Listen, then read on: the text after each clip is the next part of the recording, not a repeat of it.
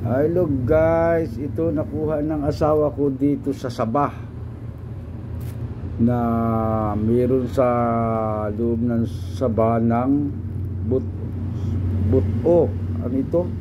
Yan, bato sa loob ng saging.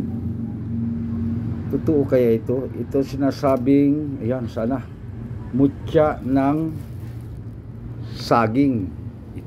Ito'y nakuha dun sa loob ng saging, dun sa laman ng saging. Kinagat ay matigas. Yan, tingnan guys. O, totoo kaya ito? Yan, ang mutya pala. O, yan.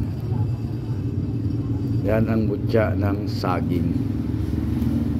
Yan. Guys, sinong may gusto ng mutya